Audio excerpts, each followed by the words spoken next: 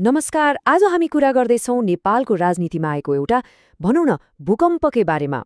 यो कथा हो युवा पुस्ताको अर्थात् जेनजीको, जसले आफ्नो भोटको तागतले दशकौंदेखि जरा गाडेर बसेको राजनीतिक व्यवस्थालाई नै हलाइदिए। ल, आज हामी यो पूरै घटनालाई कसरी केलाउँछौँ एकछिन हेरौँ है त।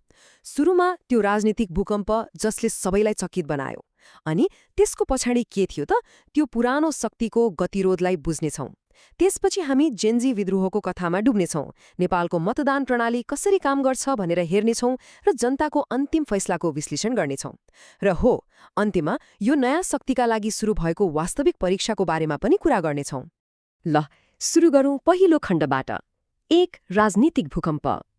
यो मार्च 2026 को चुनावले यस्तो नतिजा ल्याइदियो नि, साँच्चै सिङ्गो देश नै स्तब्ध भयो। कसैले पनि यस्तो होला भनेर सोचेकै थिएन।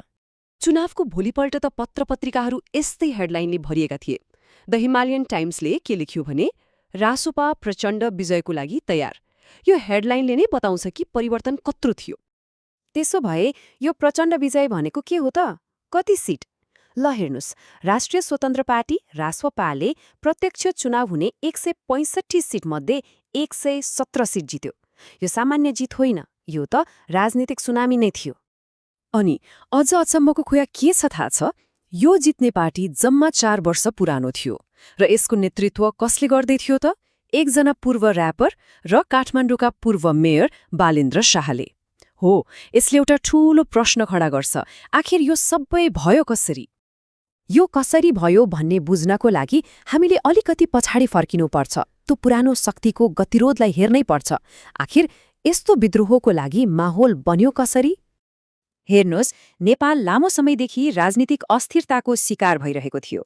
कल्पना गर्नुहोस् त, 2022 को चुनावपछि मात्रै 19 महिनामा 4 पटक सरकार फेरियो। पहिले माओवादी केन्द्र र एमाले, अनि माओवादीले कांग्रेससँग गठबन्धन गर्यो, फेरि फर्केर एमालेसँगै गयो, अनि लास्टमा एमाले र कांग्रेस मिले। यो कहिले नटुङ्गिने खेलले मतदातालाई दिक्क बनाइसकेको थियो।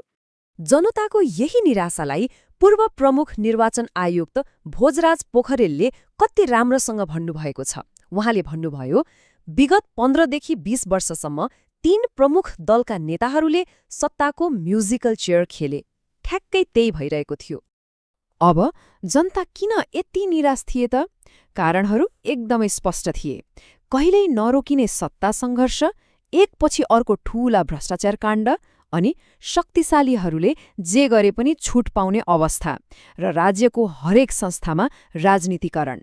यी सबैले गर्दा स्थापित दलहरूप्रतिको विश्वास लगभग शून्यमा पुगिसकेको थियो। ल, यस्तो निराश माहौलमा एउटा झिल्कोले आगो लगाइदियो। अब कुरा गरौँ त्यही झिल्कोको, त्यो जेनजी विद्रोहको, जसले यो राजनीतिक भूकम्प ल्यायो। यो सबैको सुरुवात कहाँबाट भयो? एउटा सानो घटनाबाट। सरकारले सोशल मिडियामाथि प्रतिबन्ध लगाउने घोषणा गर्यो, तर यसको विरुद्धमा युवाहरू सडकमा ओर्लिए। सुरुमा सानो देखिएको त्यो विरोध हेर्दा हेर्दै भ्रष्टाचार र कुशासन विरुद्धको एउटा विशाल जनविद्रोहमा बदल्यो। अन्तमा सरकारले घुँडा टेक्नै पर्यो र सेप्टेम्बर 2025 मा संसद विघटन गरेर मध्यावधि चुनावको घोषणा गरियो। अब चुनाव त घोषणा भयो, तर त्यसको नतिजा राम्रोसँग बुझ्नु अघि एकछिन रोकिएर नेपालको भोटिङ सिस्टम कसरी काम गर्छ त्यो बुझौँ है त। यो अलि फरक छ। नेपालमा मिश्रित निर्वाचन प्रणाली छ। अब यो भनेको के हो त? सीधा भाषामा भन्दा प्रतिनिधि चुन्न 2वटा फरक तरिका एकैचोटि प्रयोग गरिन्छ। एउटा प्रत्यक्ष, अर्को दल आधारित मतदान। हरेक मतदाताले 2वटा मतपत्रमा भोट हाल्छन्। पहिलो, जसलाई फर्स्ट पास द पोस्ट वा एफपीटीपी भनिन्छ, त्यसमा आफूलाई मन परेको उम्मेद्वारलाई भोट दिइन्छ। देशभरिका 165 निर्वाचन क्षेत्रबाट जसले सबैभन्दा धेरै भोट ल्यायो उसैले जित्छ। अनि दोस्रो मतपत्र हुन्छ समानुपातिक, अर्थात् पीआरको लागि। यसमा चाहिँ व्यक्तिलाई होइन, पार्टीलाई भोट हालिन्छ, र यही भोटको आधारमा 110 सिट पार्टीहरूले देशभरि पाएको कुल भोटको प्रतिशत अनुसार बाँडिन्छ। ल, अब हामीलाई जनताको निराशा पनि थाहा भयो, चुनाव प्रणाली पनि थाहा भयो। अब फेरि चुनावको नतिजामा फर्कौं र हेरौं यो मतपत्र विद्रोह वास्तवमा कस्तो थियो। समानुपातिक तर्फको नतिजा हेर्ने हो भने त विद्रोहको आकार छर्लङ्गै देखिन्छ। राष्ट्रिय स्वतन्त्र पार्टीले एक्लै 51% भोट पायो। सोच्नुस् त, आधा भन्दा बढी। जबकि पुराना सबै दलहरू मिलेर 49%मा खुम्चिए। यो त रासोपाको पक्षमा एउटा स्पष्ट राष्ट्रिय जनादेश थियो। अब प्रत्यक्षतर्फको नतिजा हेरौं। त्यो त झन् गजबको थियो। रासपाले 165 सिटमध्ये 170 सिटमा जित्यो। बाँकी सबै दल र स्वतन्त्र उम्मेद्वारहरूले जम्मा 48 सिट मात्रै। कस्तो ठूलो अन्तर! यो चुनावले पुराना शक्तिहरूलाई साँच्चीकै पछार्यो। राजनीतिमा दशकौंदेखि जमेका ठूला नेताहरूले समेत हार्नु पर्यो।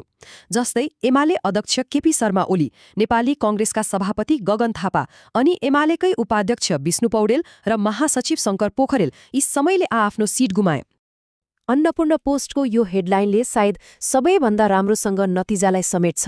जनताको मतपत्र विद्रोह, राजनीतिक मानकमा परिवर्तन।